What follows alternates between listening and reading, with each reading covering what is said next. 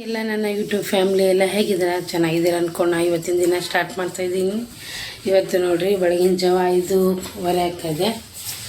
ಎಲ್ಲ ಆಯಿತು ನೋಡಿರಿ, ಸ್ನಾನ ಪೂಜೆ ಮಾಡ್ತಾಯಿದ್ರು ಯಜಮಾನ್ರು. ಹೊರಗಡೆ ಪೂಜೆ ಎಲ್ಲ ಮುಗಿಸ್ಕೊಂಬಂದ್ರಿ. ಪೂಜೆ ಮಾಡ್ತಾಯಿದ್ದೀರಿ ನಾವು. ಯಜಮಾನ್ರು ಪೂಜೆ ಮಾಡ್ತಾಯಿದ್ದಾರೆ ನೋಡಿ.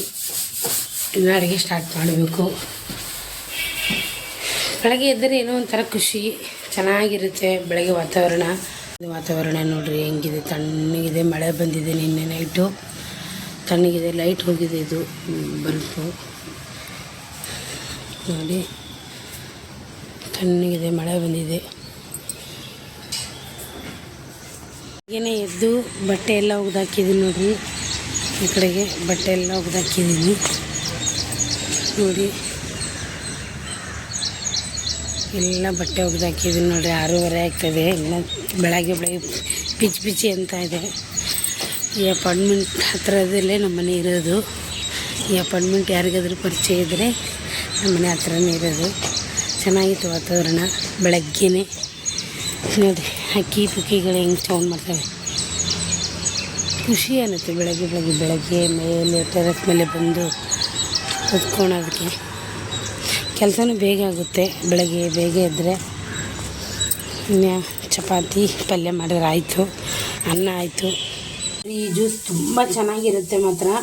ಕಲ್ಸಕ್ಕರೆ, ಶುಂಠಿ ಮತ್ತು ಒಂದು ಕ್ಯಾರೆಟು ಮತ್ತು ನೆಲ್ಲಿಕಾಯಿ ತುಂಬಾ ಒಳ್ಳೆಯದು. ಪಿತ್ತ ಕರಗುತ್ತೆ, ಇದು ತಂಪು ಕೊಡುತ್ತೆ. ಇದು ಕೂಡ ಚೆನ್ನಾಗಿರುತ್ತೆ ಆರೋಗ್ಯಕ್ಕೆ. ಇದು ತುಂಬಾ ಒಳ್ಳೆಯದು. ಸೊ ಇದು ಎಲ್ಲ ಹಾಕಿಬಿಟ್ಟು ನಾನು ಜ್ಯೂಸ್ ಮಾಡ್ಕೊತೀನಿ. ತುಂಬ ಚೆನ್ನಾಗಿರುತ್ತೆ. ವಾರದಲ್ಲಿ 1 ಸರಿ ಇಲ್ಲ 2 ಸರಿ ಕುಡಿತೀನಿ. ಹಾಗೆ ದಾಳಂಬ್ರಿ ಜ್ಯೂಸ್ ಮಾಡಬೇಕಂತ ದಾಳಂಬ್ರಿ ಇಟ್ಕೊಂಡಿದ್ದೀನಿ. ಇವಾಗ ಇಲ್ಲಿ ಹಿಟ್ಟನ್ನ ಇಟ್ಟಿದ್ದೀನಿ, ಅಲ್ಲಿ ಅನ್ನ ಆಗಿದೆ. ಈ ಕಡೆಗೆ ಪಲ್ಯ ಮಾಡ್ತಾಯಿದ್ದೀನಿ ನೋಡಿ. ಹಾಗೆ ಇನ್ನು ಬಟ್ಟೆ ಹಾಕ್ಕೊಂಬಂದೆ ನೋಡಿ. ಈ ಕಡೆ ಯಜಮಾನ್ರು ಪೂಜೆ ಮಾಡಿದ್ದಾರೆ ಬೆಳಗ್ಗೆನೇ. ಇದು ನೋಡಿ ದೇವ್ರು ಹೊಡಿಸಿದ್ದು ಬಟ್ಟೆ ಅಲ್ಲೇ ಇಟ್ಟಿದ್ದಾರೆ, ತೊಳಿಬೇಕು. ನಮ್ಮ ಮನೆ ದೇವ್ರ ಪೂಜೆ ನನಗೆ ತುಂಬ ಇಷ್ಟ ಆಗುತ್ತೆ. ನಮ್ಮ ಮನೆಯವ್ರು ಮಾಡಿದರೆ ಇನ್ನೂ ಚೆನ್ನಾಗಿ ಮಾಡ್ತಾರೆ. ನಾನಾದರೆ ಒಂದು ಸ್ವಲ್ಪ ಗಲೀಜಾಗಿ ಮಾಡ್ತೀನಿ. ಗಲೀಜಲ್ಲಕ್ಕೇನು ನಾನು ಜಾಸ್ತಿ ತಿಕ್ಕಲ್ಲ. ಅವರೆಲ್ಲ ನೀಟಾಗಿ ತೊಳೆದು ನೀಟಾಗಿ ಪೂಜೆ ಮಾಡ್ತಾರೆ, ಮನಸ್ಫೂರ್ತಿಯಾಗಿ ಮಾಡ್ತಾರೆ.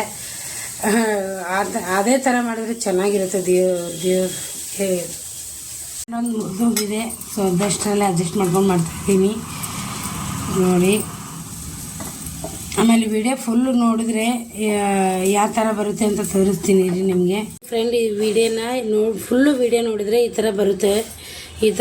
ಇಲ್ಲಾಂದರೆ ಕೆಂಪು ಕಲರ್ ಬರುತ್ತೆ. ಜಾನ್ವಿ ಅಕ್ಕವರು ಫುಲ್ಲು ವಿಡಿಯೋ ನೋಡ್ತಾರೆ. ಥ್ಯಾಂಕ್ ಯು ಸೋ ಮಚ್ ಅಕ್ಕ, ನೀವು ಚೆನ್ನಾಗಿ ನಂಗೆ ಸಪೋರ್ಟ್ ಮಾಡ್ತಾಯಿದ್ದೀರಾ.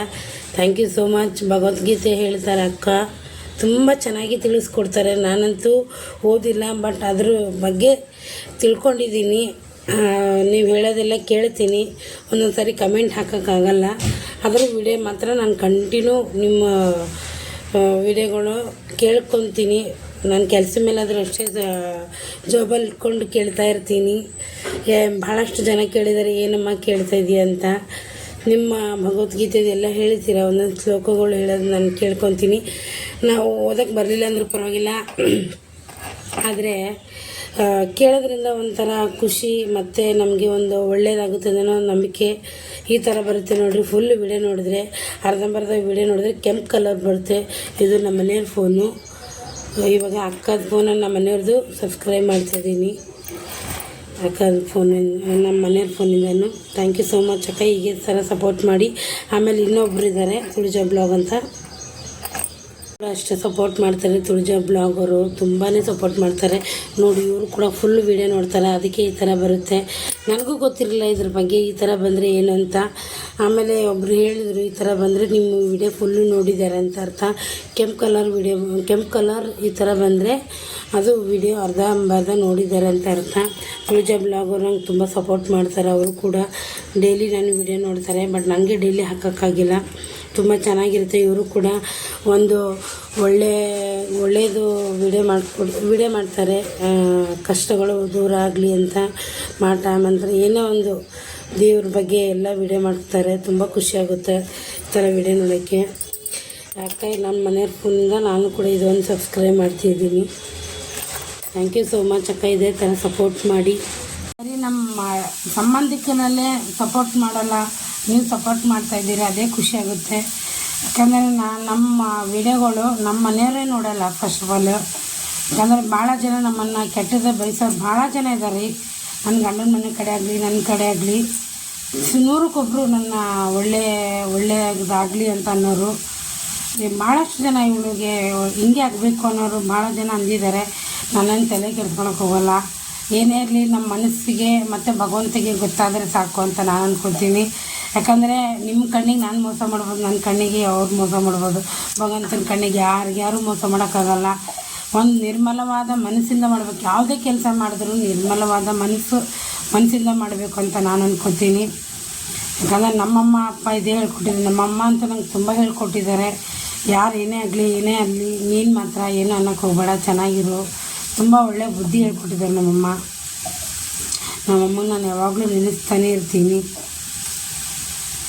ತುಂಬ ಜನ ನನ್ನ ಬಗ್ಗೆ ನನ್ನ ಗಂಡನ ಮನೇಲಂತೂ ತುಂಬ ಜನ ಆಡ್ಕೊತಾರೆ. ನಾನು ತಲೆ ಕೆಡ್ಸ್ಕೊಳಕ್ಕೆ ಹೋಗಲ್ಲ. ನಾವು ಏನೇ ಮಾಡಿದ್ರೂ ತಪ್ಪು ಕಾಣಿಸುತ್ತೆ. ತಪ್ಪು ಕಾಣ್ರೂ ಭಗವಂತನ ಕಣ್ಣಿಗೆ ಕಾಣಿಸುತ್ತಲ್ರಿ. ತಪ್ಪು ಯಾವುದು ಸರಿಯಾದಂತ ಅವನ್ನೆಲ್ಲ ತಕ್ಕಡಿಯಲ್ಲಿ ತೂಕ ಮಾಡ್ಬೋದು. ಬಟ್ ನನಗೊಂದು ಕೊರಗಿದೆ. ಆ ಕೊರಗು ಇವತ್ತಿನ ನಾಳೆ ಈಡೇರಿಸ್ತಾನೆ. ಆಮೇಲೆ ಮಾತಾಡಿದವರಿಗೆ ಭಗವಂತನೇ ಉತ್ತರ ಕೊಡ್ತಾನೆ ಅಂದ್ಕೊಂಡಿದ್ದೀನಿ. ಜಾಸ್ತಿ ಹೇಳಬಾರ್ದು. ಅದು ಎಲ್ಲ ಆದಮೇಲೆ ಮಾತಾಡಬೇಕು ಅಂತ ಅಂದ್ಕೊಂಡಿದ್ದೀನಿ.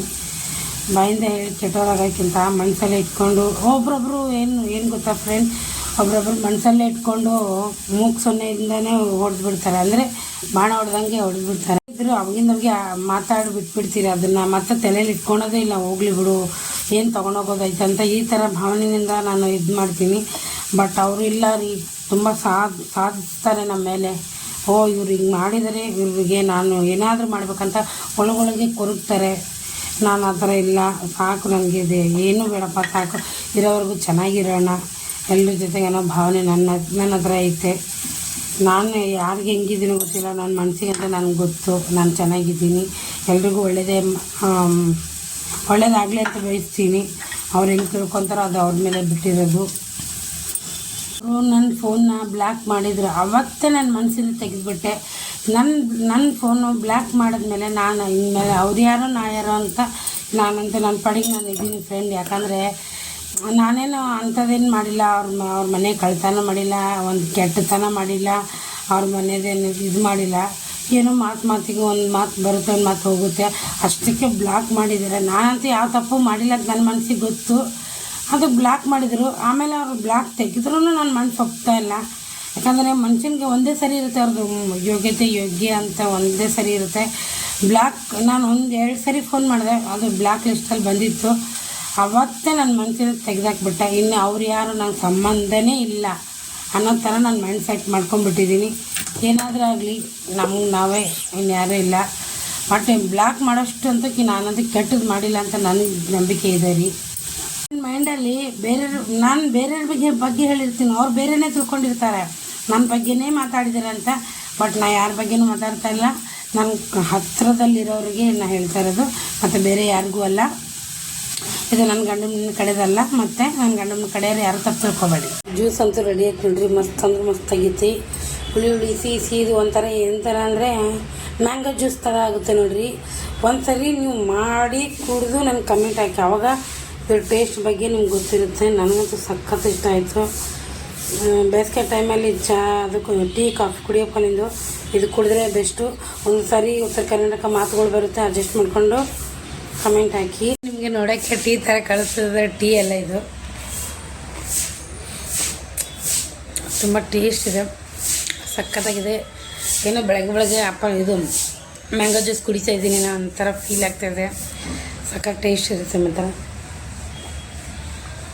ಆಯಿತು ನೋಡಿ ಫ್ರೆಂಡ್. ಚಪಾತಿ ಮಾಡಿದ್ದೀನಿ, ಡ್ರೈ ಚಪಾತಿ. ಎಣ್ಣೆ ಹಚ್ಚಿಲ್ಲ, ಯಾವುದಕ್ಕೂ ಎಣ್ಣೆ ಹಚ್ಚಬೇಡ ಅಂತ ಹೇಳಿದ್ರು ಯಜಮಾನ್ರು. ಹಾಗೆ ಅವರಿಗೆ ಕ್ಯಾಪ್ಸಿಕಮ್ ಪಲ್ಯ ಮಾಡಿದ್ದೀನಿ ಅವ್ರಿಗೆ. ಇದು ನಾನು ಕ್ಯಾಪ್ಸಿಕಮ್ ಪಲ್ಯ ಊಟ ಮಾಡಲ್ಲ ಫ್ರೆಂಡ್. ಅದು ಗ್ಯಾಸ್ಟ್ರಿಕ್ಕಿಂದ ಅದು ಪ್ರಾಬ್ಲಮ್ ಆಗುತ್ತೆ, ಅದಕ್ಕೋಸ್ಕರ ನಾನು ತಿನ್ನಲ್ಲ. ಅನ್ನ ಮಾಡಿದ್ದೀನಿ. ಹಾಗೆ ದಾಳಂಬ್ರಿ ಜ್ಯೂಸ್ ಮಾಡಿಕೊಡು ಅಂದರು. ದಾಳಂಬ್ರಿ ಜ್ಯೂಸ್ ಮಾಡೋಕ್ಕೆ ಆಗಲ್ಲ ಅಂದಿದ್ದಕ್ಕೆ ದಾಳಂಬ್ರಿ ಸುಲಿದು ಕೊಡು ಅಂದರು. ಹಾಗಾಗಿ ದಾಳಂಬ್ರಿ ಸುಲಿದು ಕೊಡಬೇಕು. ಇವಾಗ ಸುಲಿದಿದ್ದೀನಿ, ಕೊಡಬೇಕು ಊಟದ ಜೊತೆಗೆ. ಎಷ್ಟಿರುತ್ತೆ ನೋಡಿ ಡೈಲಿ ನಮ್ಮ ಮನೆಯಲ್ಲಿ ಅಡುಗೆ ಊಟ ಎಲ್ಲ ಹಿಂಗೆ ಇರುತ್ತೆ ಯಾವಾಗಲೂ. ಊಟಕ್ಕೇನು ಕಮ್ಮಿ ಮಾಡಿಲ್ಲ ದೇವ್ರು ನಮಗೆ. ಊಟಗೆ ಬಟ್ಟೆಗೆ ಎಲ್ಲದಕ್ಕೂ ಕಮ್ಮಿ ಮಾಡಿಲ್ಲ. ಒಂದು ರೀತಿಲಿ ಕಮ್ಮಿ ಇದೆ. ಅದೊಂದು ಭಾಳ ಕೊರಗ್ತೀನಿ ಫ್ರೆಂಡ್. ಅದು ಕೊರಗಬಾರ್ದು ಅಂತ ಅನ್ಕೊತೀನಿ. ಆದ್ರೂ ಒಂದೊಂದು ಸರಿ ಯಾರಾದರೂ ಅಂದರೆ ಮನಸ್ಸಲ್ಲಿ ಬಂದುಬಿಡ್ತಲ್ಲ.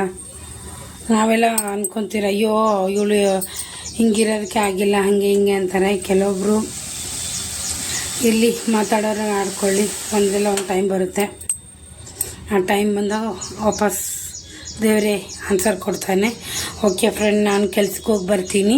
ಕೆಲ್ಸಕ್ಕೆ ಹೋಗಿ ಬಂದು ವಿಡಿಯೋ ಕಂಟಿನ್ಯೂ ಮಾಡೋದಾದರೆ ಮಾಡ್ತೀನಿ, ಇಲ್ಲ ಅಂದರೆ ಇಲ್ಲ. ಹಾಂ, ನಮ್ಮ ಕಾಕರ ಮಾನಿ ಗಿಡದು 6 ಮಾನಿ ಗಿಡದು ಕಾಯಿ ತಂದು ಬಿಡ್ಸ ಬಂದಿಡ್ರು. ಕಾಯಿ ಇಳಿಸಿದ್ರು, ಕೆಳಗೆ ನ್ಯಾಗ ಬಿಡಿಸ್ಲಾರ್ದಂಗೆ ತರಿಸಿದ್ರು. ಹಣ್ಣಿಗಿರ್ತಾರ, ಕವಳಿ ಇಲ್ಲಾಗ ಹಾಕಿ ಹಣ್ಣಿಗಿರ್ತಾರ. ಆ ರೂಮ್ ಬೀಗನೇ ಅಲ್ಲ. ನೀ ಈಗ ಏನಂದ ಇದು ದಾಳಂಬ್ರಿ ಸಲಕ್ಕೆ, ದಾಳಂಬ್ರಿ ಸಲಕ್ಕೆ ಏನಂದಿಲ್ಲ, ಫಾಸ್ಟು ಸ್ವಲ್ಪ ಏನಂದಿಲ್ಲ, ಏನೇ ಹೇಳ್ದಲ್ಲ, ಏನದು ವಿಶೇಷ ಕೊಟ್ರೆ ಅಂತ ಏನು ಜಗಳ ಆಡ್ತಿದ್ದೀರ? ಫಾಸ್ಟ್ ತಿನ್ನಾರ? ನೀವಿಬ್ರು ಫಾಸ್ಟ್ ತಿಂತಿದ್ರೇನು?